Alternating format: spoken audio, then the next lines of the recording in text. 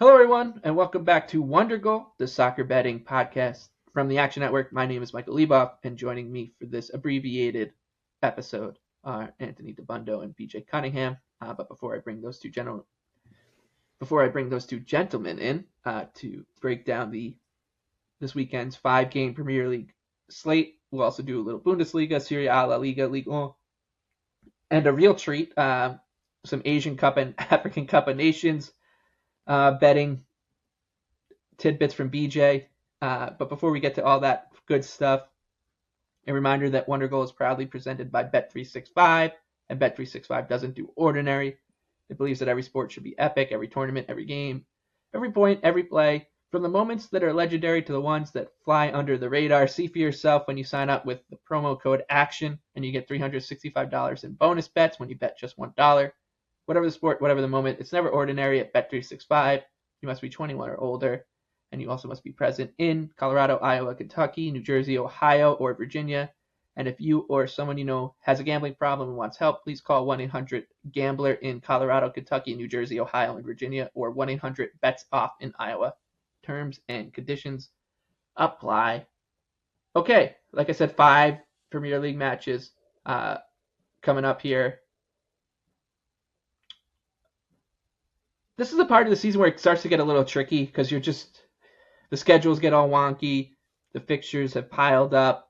Teams will be playing FA Cup, replays if you're Everton, midweek some weeks, and there is some homework to be done here. But I think the first one is pretty straightforward, and the headliner is pretty straightforward. It's Newcastle and Man City meeting in the Northeast at St. James Park. Newcastle is a plus 450.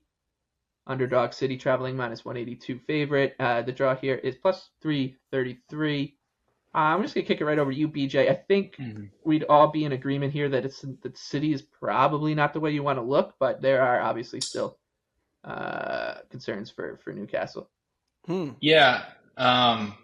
Since we've talked, Newcastle got things back on track a little bit, beating Sunderland in the FA Cup. That's what does it, baby. But is that the only thing that's happened since we've talked? I think there was another game. Before that, another game. We had a Premier League record for expected goals created in a match. Depending on the model you look at, it really doesn't matter. But Liverpool created just north of 7 expected goals against Newcastle on New Year's Day. Oh, man. And it was. Where'd they play the game? They played it at Anfield. Anthony. Yes. Fortress. Yeah, Fortress, where nobody can win. Newcastle looks broken. Like, there's really no other way to describe it. Their press isn't working. And the fact that if they do decide to play more passive, which I thought in a 4-5-1 they had a chance of doing against Liverpool, I was wrong. Under 3.5 and Newcastle plus 1.5. You can chalk those up as my worst bets of the Premier League season. I don't think it'll get worse than that, but maybe it will. Who knows? But the fact that Newcastle can't really apply the pressure that we've been seeing from Eddie Howe over and over again is really, really concerning. And, the last time that these two met, City basically just controlled the match. Nothing really happened in it. They got an early goal and they just kind of sat on it, and Newcastle wasn't able to win the ball off of them. But I have real concerns here about how Newcastle is going to disrupt City's build-up play. City is getting fully healthy now. They have everybody at their disposal. And they're all sick, though. Isn't everybody on Man City sick right now? They might be. I think they're being a little. We're recording this on Wednesday, so Michael, keep an eye on that. I think there are some.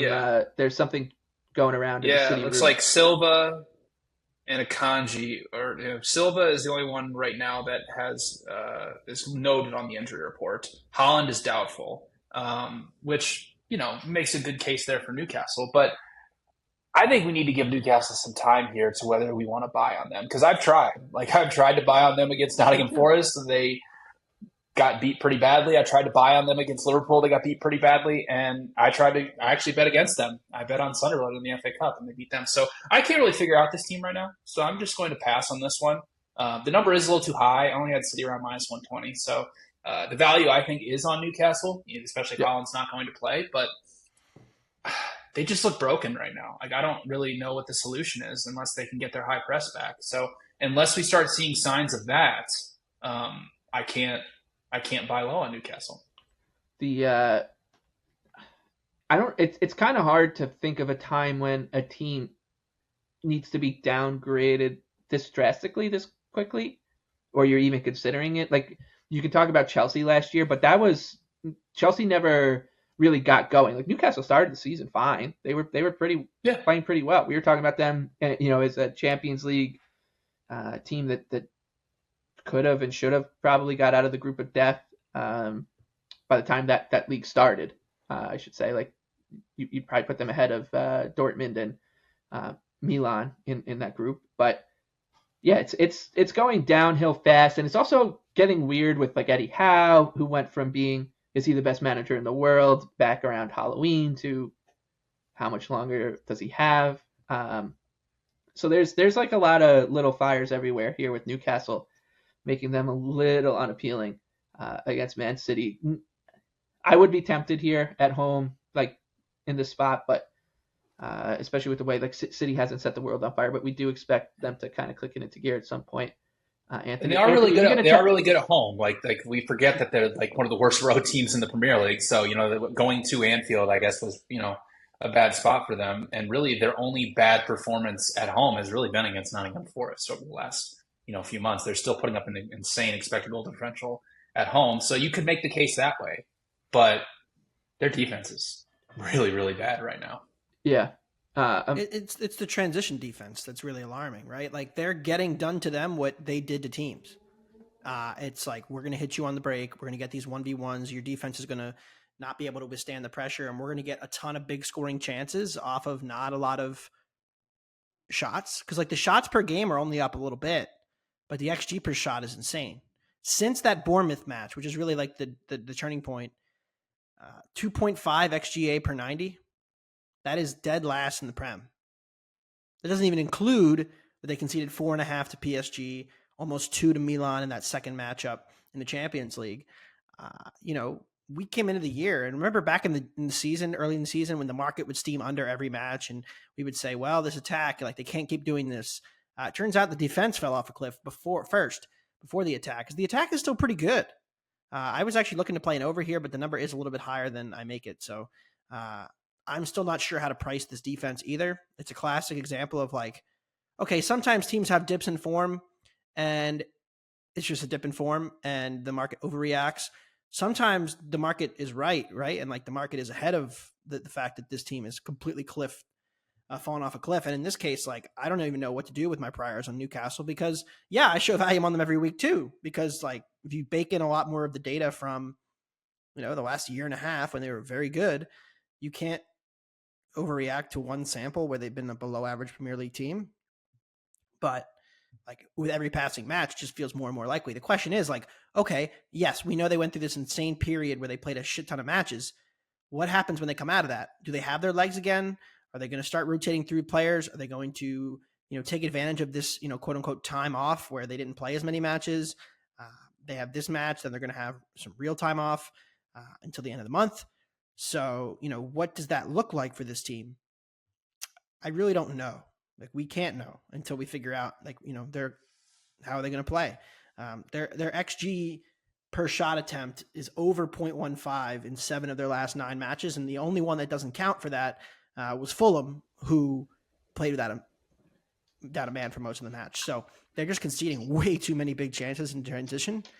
They're getting dribbled on very easily. It's all signs of a team that's tired and can't stop teams on the break. I think a good litmus test after this match, they're going to play away at Aston Villa on January 30th. So they'll have I looked at the number, by the way. What is it? What do you think it is? Villa at home? New Villa minus 120? Yeah, 110. 110? I was looking at it like, oh man, like we're going to look back and laugh if like Newcastle doesn't have their legs on them. Like that's just like a bad line. Well, if you remember, they destroyed Aston Villa right out of the gates to begin the Premier League season. So now they get this break, and so that'll be a really, really interesting match. So that's your good. I think Newcastle's kind of a stay away for me right now, though. Yeah, I don't want to bet them, but like think about this: like Everton just played City, same spot, same line. So that's how far the market has downgraded Newcastle. Yeah.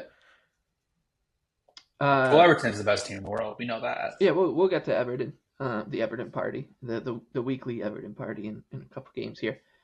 Just over there, since November 1, most teams have played 10 games.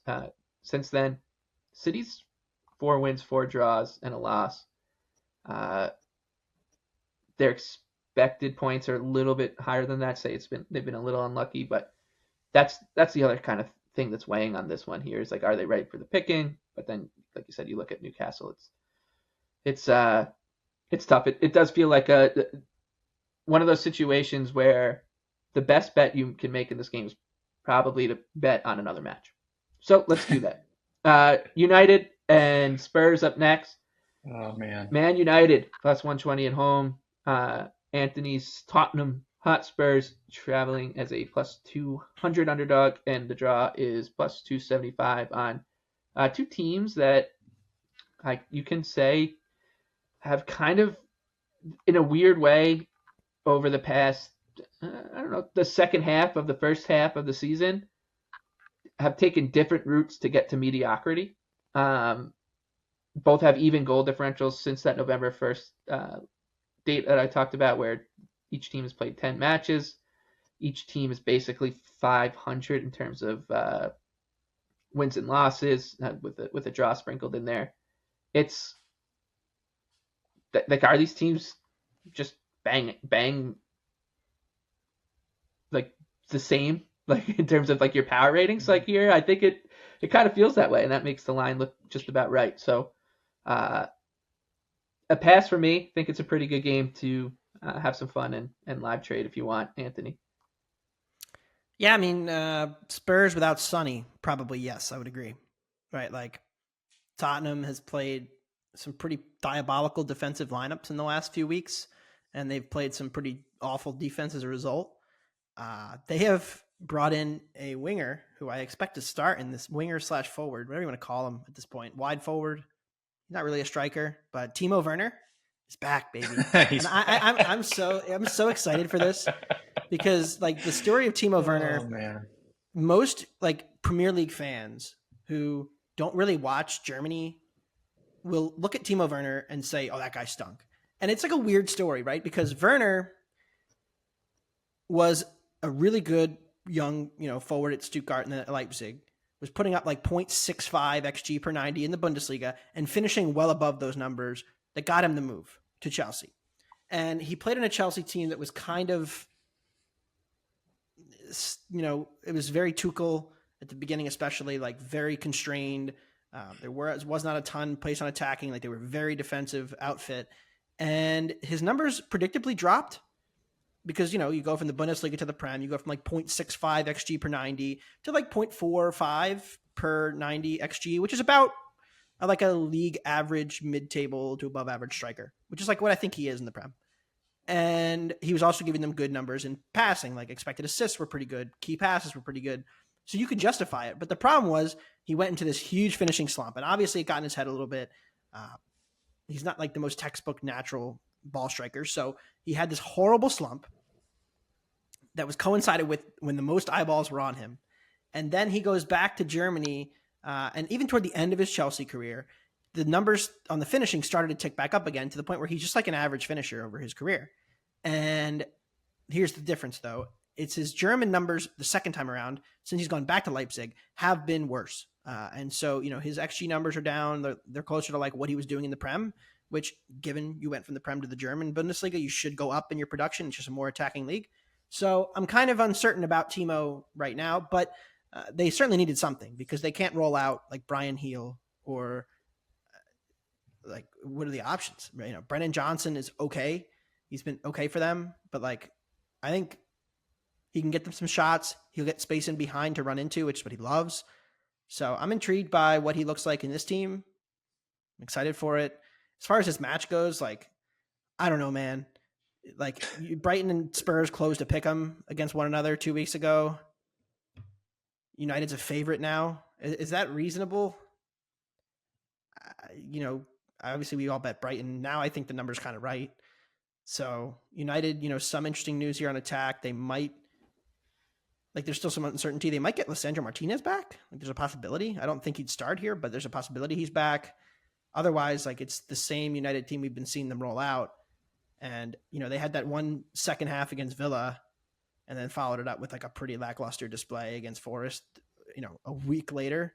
So what is this United team? They're just very average. Yeah, I mean, there's some positive injury news for Tottenham. It looks like Van de Ven is going to be back for this match, which is massive for Tottenham's ability to defend in transition, obviously, when they want to try to overload. But Tottenham's midfield's I think it's going to be him and Royale again, right?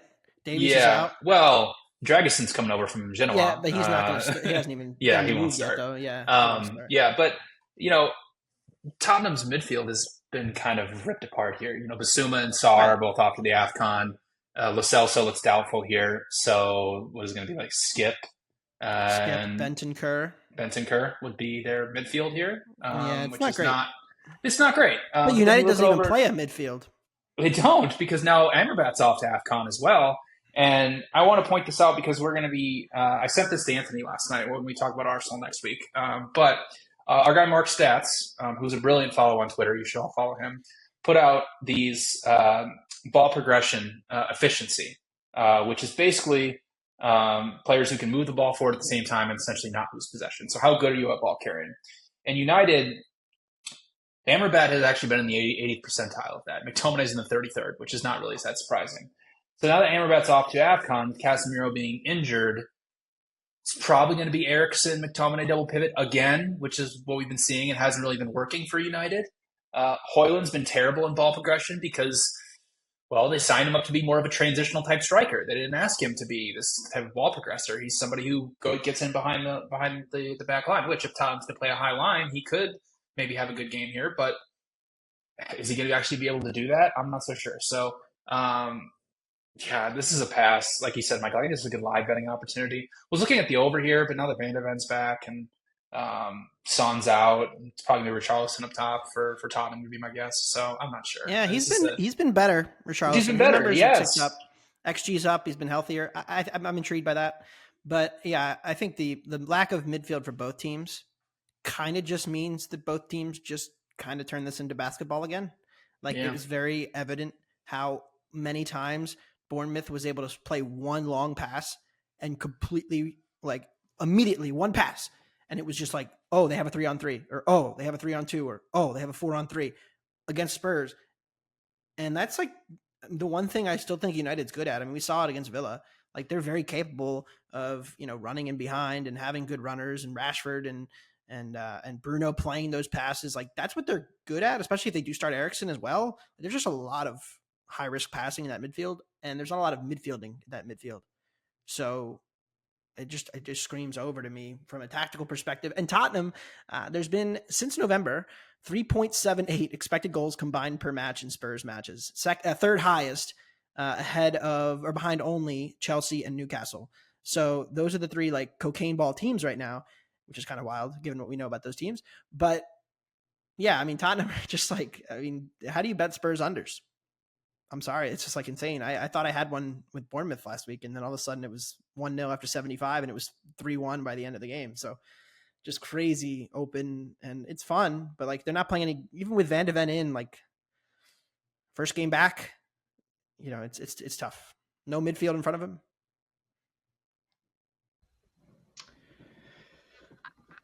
All right. By the way, February 23rd, make sure you're in on what will be a required play from at least you two. That's Timo Werner to score 2+ at Chelsea or against Chelsea. Everton. Oh yeah. And I thought you were going to say Golden Boot at the Euros. Well, we'll get to that in a few months. Which is a good time to remind you that it is a year. Say that again, Anthony. No way he starts in a Nagelsmann team. If he does, that would be electric, though. Okay. We'll do that podcast in a couple months. Yeah. It is a Euro season, and you will be hearing from us leading into that tournament. Probably use one of the international breaks to maybe do a stage setter as well. But until then, you're stuck with Everton and Aston Villa. This one at Goodison Park, the Bear Pit. Toffees +180, Villa +145, and a draw would pay out +250. These two teams met earlier this season, and it didn't go well for Everton. But boy, have things changed since then. Boy. For both teams, these are the number 1 and number 2 in BJ's power rankings. That's Everton right. Everton in a class above Villa. Manage your power rankings too. Yeah, exactly. It does seem like we're all in some sort of agreement here that the value side in this match, which people is are gonna hate that, Michael. Sunday morning. People hate how much we bet on Everton. Yeah, but don't worry, it won't. It will not. It will always be the right size, and we'll always be correct in our analysis. But will it win every time? Absolutely not. Will it win more often than not? Absolutely not. I can't believe I didn't. I was such a coward 2 weeks ago. I think it was New Year's Eve when they played Everton Wolves. I don't remember when the game was, but they played each other. And I came on and I said I love the over. And then I was like, you know what? I'm just going to bet Everton instead. And then of course it goes over, and Everton never showed up to the pitch. I mean, it was just like horrendous. Wolves over. I don't get to do them this week, but yeah, no, I think Everton. I mean, this is like the 8th time in like 10 matches I'm betting Everton. We had like a good run. We won like 4 in a row. So we had to give some back, right? And now we got to keep the market low. We got to keep the market low. We can't just let the market get out of whack. Then we can't bet Everton anymore. I make him a dead nut pick. Like, yep, me too. Pick him plus 101. So if you get more than that, I'm fine with Everton. I would not be laying juice on the pick 'em here, but there's a few things here that are interesting to me. First of all, Calvert-Lewin's suspension was overturned, so he'll be able to play in this one. That's nice. Toffee's, stylistically, this is a fun matchup because Villa doesn't press, right? They play that high line. They try to condense the space. Well, Everton doesn't really care about you condensing midfield space. They're just gonna send it long. It's kind of what Bournemouth did, and Bournemouth had a ton of success against Villa in a very similar spot.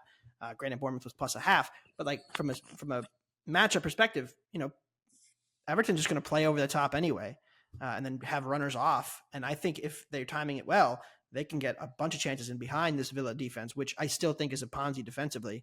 And you're starting to see some cracks with Villa. Like the last 3 or 4 matches, they get the late goal to steal a point against Sheffield after they were pretty lackluster in attack for most of that match. I kind of think this sets up similarly where Everton's going to be very passive. And then, against Burnley, like a red card happens and they're still not really dominating the match. So they get a late penalty, which really I thought was dubious. So the biggest edge here for Everton is set pieces, though. Second in XG per set piece. Villa's dead last. They don't have great ball winners in the air, and thus they're not very good on set piece defense. That's where you can get this Villa team. I know this just screams like Emi Martinez masterclass. I just have that pictured. Like it's gonna end 1. Well, it already happened last year, if you remember. Yeah, Everton dominated them, and Aston Villa got 2 transition attacks and beat them 2-0. Mm-hmm. So yep. Yeah. I mean, I agree with Anthony. I mean, the thing about it, like you hit the nail on the head with Aston Villa wanting condensed space. Well, Everton just plays the ball out wide no matter what. Anyway, like they just want to send balls via crosses. They don't play through the middle of the pitch. They are second in the Premier League in crosses completed into the penalty area. It looks like Decore is going to be back for this match, which is very, very big for them because with Everton playing a 4-4-1-1, Decore being this box crashing striker. I mean, he leads Everton in both touches and carries into the penalty area. Also 0.46 XG plus XA for 90 minutes. So a very, very important piece to what Everton wants to do offensively. And I mean, Anthony mentioned it a couple weeks ago, but Aston Villa's road form this season has been terrible. Like they're a minus 1.6 expected goal differential per 90 minutes. And they only have 4 wins. And if we dive into what those 4 wins were and how they came about, they dominated Burnley. They dominated Burnley early in the season. They beat a 10-man Chelsea team 1-0, but they lost the expected goals battle. Beat Tottenham, but lost the expected goals battle, and then beat a 10-man Brentford team. Like that's all they've done on the road. Other than that, they have not played well. So obviously, Everton at Goodison Park been around a plus 6 point. They have been about a plus 6 expected goal differential at home. Great spot here for Everton. Yeah, I predicted Everton as like an ever so slight favorite. So I'm right on with Anthony. You can find Everton draw no bet plus 107 right now at Bet365. So that is what I had played, and I would recommend for this match. This is somehow become an Everton podcast.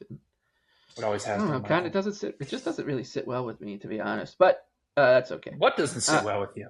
I don't know. I like misery. He would prefer them suck, and he get. Well, you got your 10-point deduction to be in the relegation battle. That's true. You know what? You're right. What more do you want? That's true. Thank you for the 10. That's what we want.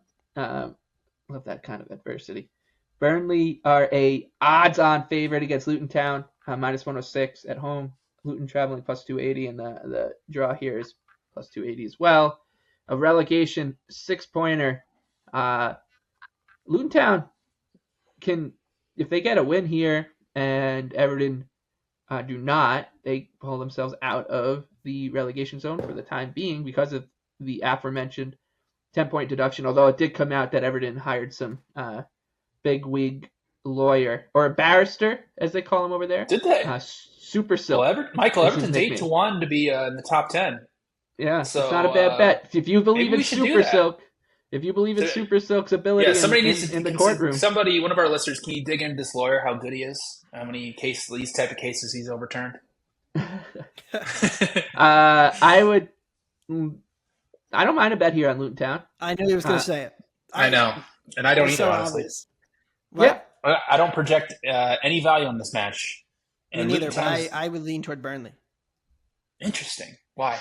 Well, like Luton, they have been competitive at home. A lot of it's been shot stopping from Kaminsky, who is elite in goal this year. Third best goalie in the league by PSXG, +4. Each of the last 2 years, he was a +3 keeper, goals saved in the championship. But like, okay, so Luton has been fine at home. Like, they've been relatively competitive. They have played a very tough home schedule. When they've gone away from home, I mean, it's been completely uncompetitive. They got smoked at Sheffield. They got smoked at Everton, and they won both those matches by miracle, own goal, deflection, luck, and variance. They've given up at least 2 XG in every other match except one against Fulham, who played without a striker that day. Their XG difference away from home, minus 1.7. And we had this conversation like a month ago when Sheffield went to Burnley. And I was like, look, I get that like Burnley is also bad, but like they're still, for me, a couple ticks above Luton and Sheffield, Burnley is. And thus, like at home, only minus 106. Like if I had to bet it, it would be Burnley. I make them minus 121. Luton has attempted the fewest passes in the Prem by like a wide margin. They're not going to try to keep the ball. Right. They're not going to disrupt Burnley at all. So, yeah, they're going to give Burnley the ball and daring to break them down. But, like, Burnley, like, I'm not going to say anything good about them. I just think that they're a notch better than Luton Town. And 270 is not good enough. 280 on Luton for me. I mean, yeah. You see the point. Like, of the whole. Yeah, so. 2 shit teams, take the dog, embrace it. But. Yep. Luton is going to be limited in defense because obviously Locklear is still out, but Kabore is off to AFCON. Marvelous Nakamba is also out injured, so Carlton Morris looks like he's questionable as well. But Burnley, they have their own. Burnley? I mean, they have their own issues. I mean, Lyle Foster has been pretty much everything to them. Yeah. He's questionable. Jordan Bayer, one of their center backs, is questionable. Koleosho is out like for the rest of the season. So, this one looks ugly. It's ugly. There's no else way to put it. Yeah. Friday afternoon game. This one looks ugly. I like the dog. It's just purely. And Luton was the better team when these two faced off last time. And it was at Luton, obviously. They did lose 2-1, but so you could make that case for Luton. But man, if either of these teams survives relegation, it'll be a shocker. I don't think there's really anybody that close anymore, though. I mean, like, obviously we know the table says Everton and Brentford are right there. Not really, though. Like, we know those teams are much better. And the market knows that, too. And then Forest have gotten a couple of results here with Nuno. So now, like, they are 5 points clear. Palace, I don't really see them falling. Fulham's got a head start. So, it might be I think it's going to be a very boring relegation race. Yeah. We'll finish up with Chelsea and Fulham for this segment. Chelsea minus 167, Fulham plus 425. The draw here plus 320. Can Chelsea just name it? Feels like, can Chelsea ever just name it? I guess is the real question. They can name their XG. Yeah, exactly. They can do that. Will they actually score the goals is another question. Yeah, exactly. Well, their poor finisher is gone now. And he's off to AFCON. That's true too. Three wins from 4 for Chelsea, I believe. But you look at the schedule that they've played. It's a win at Sheffield, lost to Wolves, win against Palace and a win against Luton Town. So still, but in that same conversation is Fulham belongs in that group, right? So I don't think Chelsea's a bad parlay piece maybe here if you're going to play the money line. Or Anthony, you seem tempted by laying a goal. Yeah, I'm tempted by Chelsea and the over. I think that they're both a little undervalued. I mean, what happened? Why is Chelsea bad defensively? That's a really interesting question that I can't really have a good answer for. Like, you look into the numbers and it doesn't make a ton of sense. I mean, they press a ton, right? So they are relatively aggressive in trying to win the ball back. They're up there in the high turnovers, pass per defensive action. They're defensive midfielders, so Caicedo and Fernandez have not been great in terms of ball winning. Like, you look at their tackles per 90, interceptions are down. Gallagher's been really good. Now they have an interesting conundrum, though. Like BJ mentioned it, like Jackson's out. So what do? A striker. They could play Nkunku there. They could play Palmer there, which is what they did in the Cup. Then, like, what do they do with Gallagher, right? If they play Palmer off the right, then they could put Sterling in there, but Sterling hasn't been great. Like, there's so many moving parts that I don't really know what the cohesive look is. And that's the only thing that scares me here. But I do think Chelsea's a little cheap. Like, we talked about this Fulham team a bunch. Like, Villa closed minus 170 at home against Fulham. I think Chelsea's better than Villa. Tottenham closed minus 200. I would rate Chelsea better than Spurs right now. I know that's crazy. And Brighton closed right around minus 180 against Fulham. I think those teams are all, no worse or better, no better than Chelsea anyway. So why is Chelsea only minus 165? I think it's a little cheap. But again, like, I hate this team because they just don't make sense with regards to numbers and XG, and their defense is alarming. It's concerningly bad. But ultimately, like, with Palmer and Nkunku fit, I think there's enough goals in this team to make it work. So I lean toward Chelsea here, clearly, and I bet Chelsea as well. So Chelsea money line or -1 is fine. So here's what I think is wrong with Chelsea. And I've been reading a lot of tactical people that follow Chelsea to try to get a better inkling of what's going on. And essentially what is happening is Chelsea has kind of reverted back to this 3-1-6 buildup. And they're playing Enzo as a high, like number 10, to aid that attack. He's not that. He's a tremendous ball winner, and he's a great number 6. He's a decent creator. But the reality is that when you're playing him high, you're basically just leaving Caicedo as your only option to stop anybody who wants to play through the middle of the pitch. And like you said, Anthony, he hasn't been that great this season. So teams have been able to get at Chelsea transitionally. And then when you look at their back line, they're playing Colwell as a left back. That's not his natural position. He's a center back by trade. He was very good at Brighton in that left center back position. And that has also left them with somebody who's been getting beat down the right side of the pitch. So I agree with you. If anything, I'd play the over here. Chelsea, again, they probably named their XG here. But question is, can they finish? So for me, over or anything, I think there's just too many, like Anthony said, too many moving parts, too many things tactically just wrong with Chelsea right now, despite the really, really good expected goal differential. So it's pass for me. All right, let's do a quick jaunt around the rest of Europe in action here. Bundesliga first. You two both like Augsburg, and Berg, and I'll tee it up with you first, BJ. Yeah, I mean, what can go wrong? Fading Leverkusen, right? I mean, they haven't lost yet this season. But what I will say is they will be without a couple of their key players. Tepsova and Kosunu. Sorry, can I say that again? I actually looked at the pronunciation of this name. I'm going to start over because I just got to remember it. Kosunu. All right, 3, 2, 1.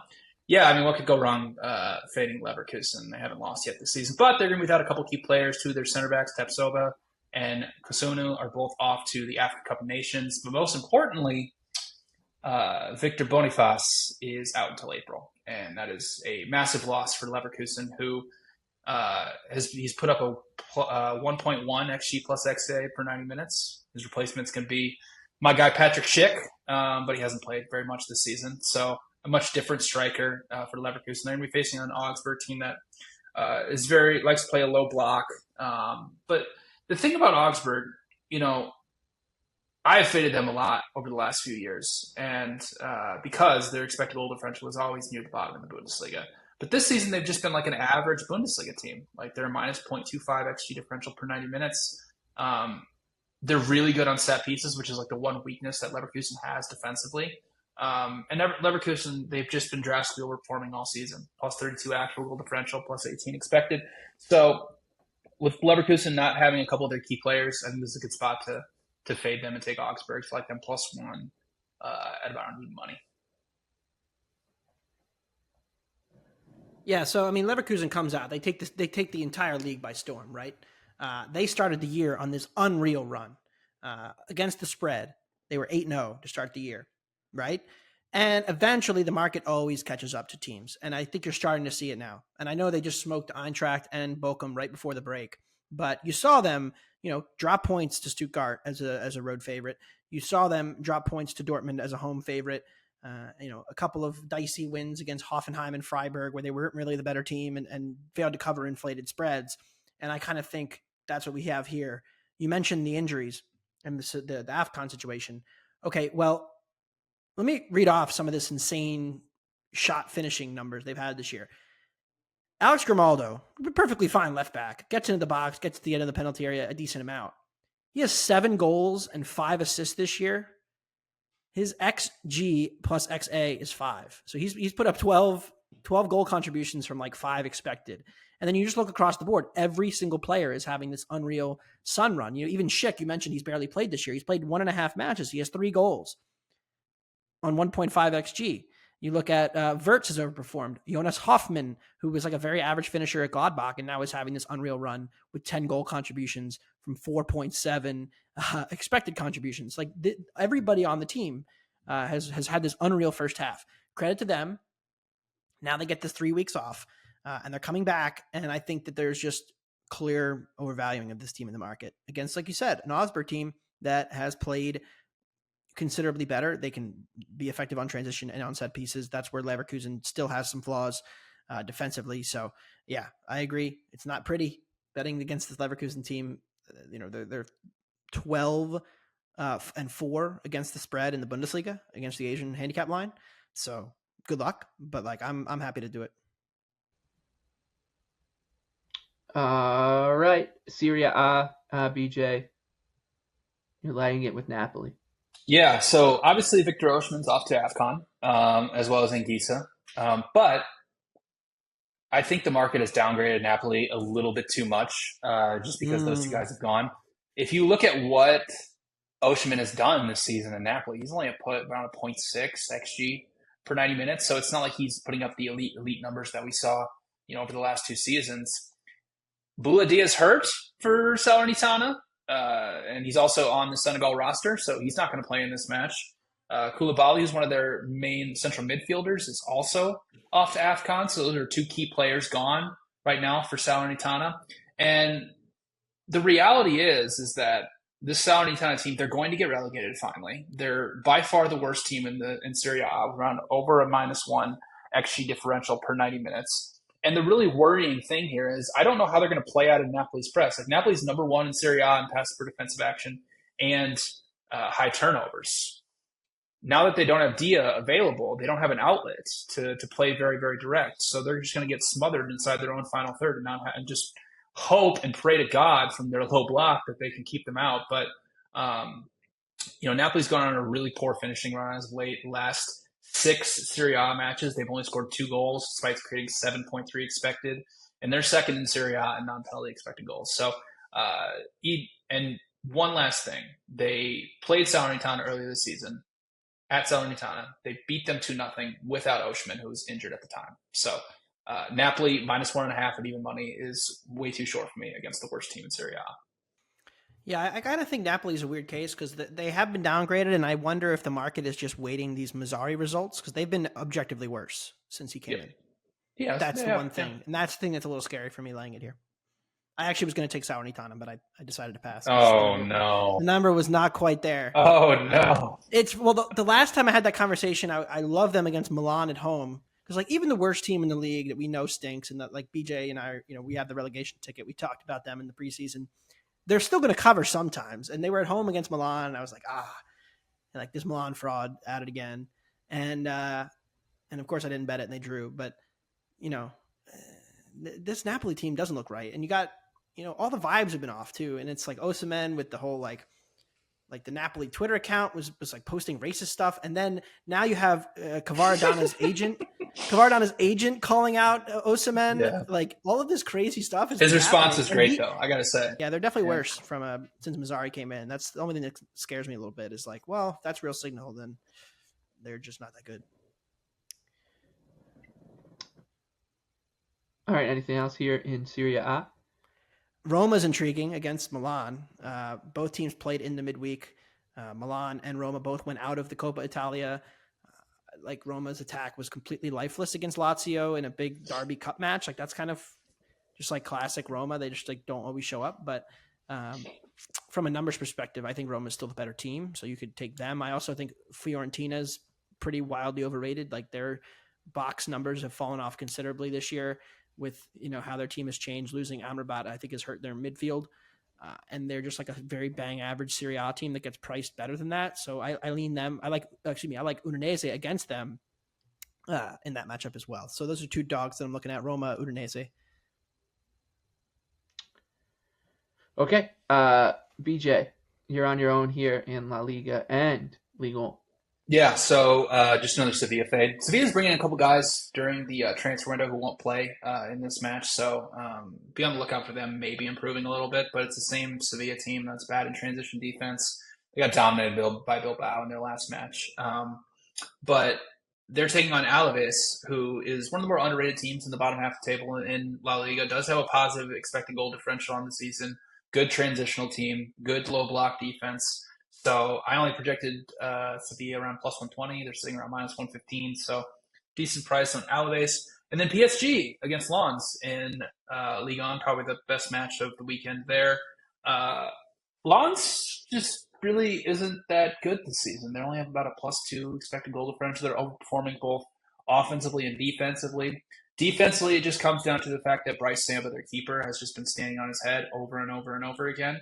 But PSG is considerably better than they have been in years past, and their ability to counterpress, their ability to dominate possession, and their ability to progress the ball to the pitch has gotten much, much better against Enrique. So I trust their ability here with basically everybody available. Kimi is the only one that's going to be leaving for AFCON, while for Lens, their best central midfielder, Samed, is off to AFCON as well. So that leaves a gaping hole against a pretty full-strength PSG team who beat them 3-1 earlier this season and really controlled that match. So PSG minus 105 and Alaves plus a half minus 110.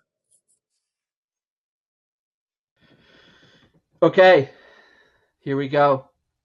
If we had a spotlight, if we had a stage with lighting, we dim the lighting, make it nice and dark around Anthony and myself, and a spotlight would just come down on Iowa's foremost Africa Cup of Nations handicapper, BJ Cunningham. This is I can't tell you how much I love AFCON, Michael. It's a really, really fun tournament. So this tournament's going to be very, very interesting. If you remember the last tournament, the favorite Senegal won. Right now, Morocco is the favorite after obviously going to the semifinals of the World Cup. But what makes this tournament amazing is the fact that there have just been so many different winners over the years. We've had a crazy run from Zambia, who was 40-1 pre-tournament. Burkina Faso has made it to the final at 50-1. It's just a really, really fun tournament. So I wrote up an entire, very long preview of the Africa Cup Nations that you can read on theactionnetwork.com. It's also pinned to the top of my Twitter right now. But the gist of it is this. So the couple future bets that I like. Number one is Nigeria at 11-1. Really, really good attack. So much talent. Obviously, they have the best player in this tournament in Osimhen. Well, I guess you could argue maybe Salah's the best player, but one of the best players in Osimhen. Iheanacho, Lookman, they have so much talent in that attack. They have Premier League experience in their midfield with Alex Iwobi, Joe Aribo, and their defense is kind of questionable. So they're sitting at 11-1, the reality is that the results really haven't been that great. They drew back-to-back World Cup qualifying matches against Zimbabwe and Lesotho. So people are really questioning Nigeria of like how good actually are they? What talent-wise, they're really good. And the underlying process numbers have been great as well. Around a plus 1.2 XG differential per 90 minutes over the last 2 years in Africa. That's second best behind only tournament favorites Morocco. So I don't think Nigeria should be priced at a below, Cameroon and Egypt. They should be up there with Senegal and Morocco here. And the other one future that I like, I'll just be quick here. Mali 25-1, maybe the best midfield in the entire tournament, with Basuma and Kamara, who plays for Monaco. They can overrun a lot of teams, and I really like them in their group against Tunisia.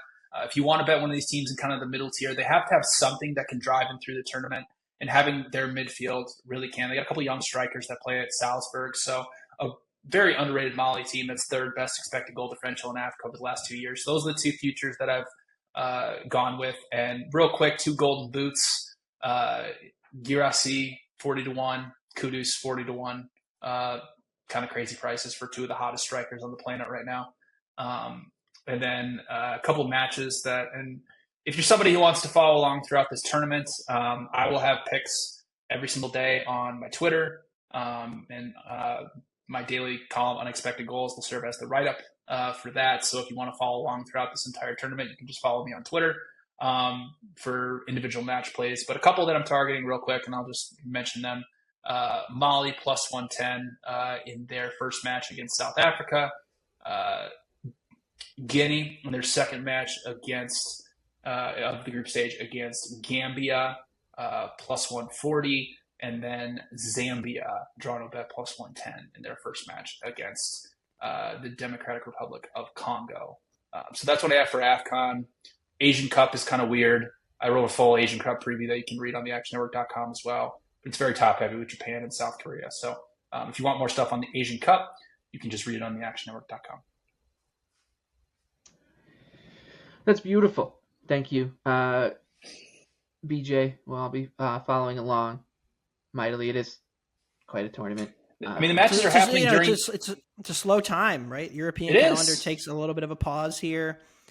We got like random EFL Cup. Spanish Super Cup final is this weekend. Real Madrid beat Atleti. I'm expecting it to be Real Barca. I'm probably going to be betting Barcelona, just like expecting Real to be about a quarter goal favorite on a neutral. Don't agree with that. I think Barca is just as good. So probably going to be betting Barca, assuming they get past Osasuna on Thursday.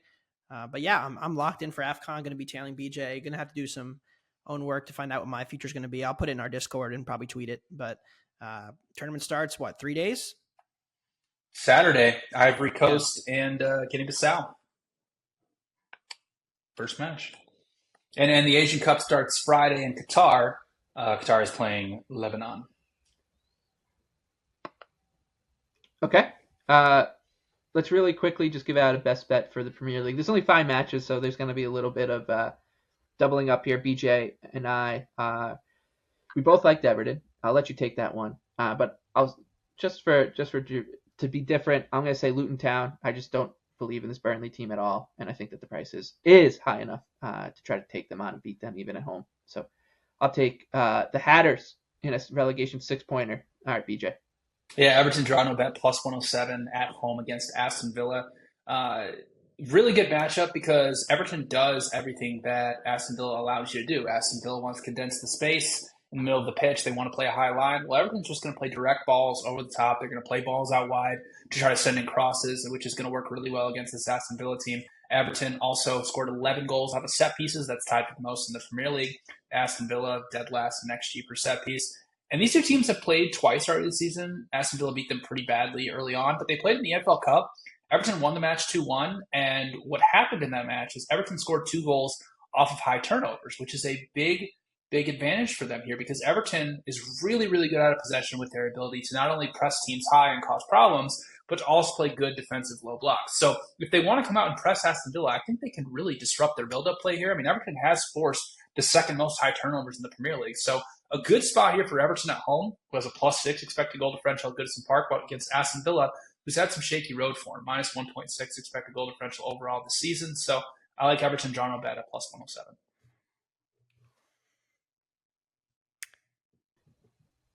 I'm going to go with Chelsea -1 at home against Fulham. Just really think that this Chelsea team is sorting through what their best attack is. But when Palmer and Nkunku are out there, they have a lot of shots, a lot of shot creation for others. And even though they're defensively still a little bit shaky, I think this price is shorter than it should be because of their recent form, their bumps in the road they've had, and that they're undervalued to win this match. And, of course, we wouldn't be the Wondergoal podcast without giving out a couple of Australian Open futures. Anthony and I are kind of in agreement that if you're going to play the top of the board, it'd be Yannick Sinner, I believe.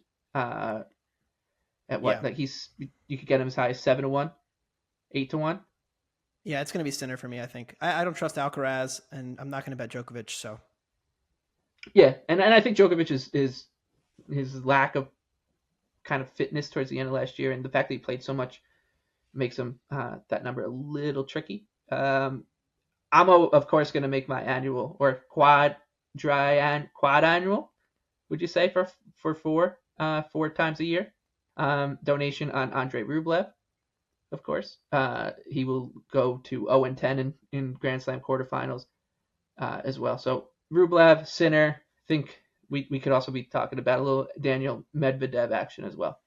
So on that note, hopefully you cash some AFCON, you cash some Australian Open futures. You could hit Asia, Africa, Australia, and Europe all in one podcast. Not many people are going to be able to do that in 1 hour, but Anthony, BJ, and myself can, and we will until we see you again. Thank you for listening to Wondergoal. Thank you to our sponsor, Bet365. I'm on vacation next week, so it'll just be those two gentlemen over there without me. Best of luck with all your bets in Africa, in Europe, in Australia, and in Asia.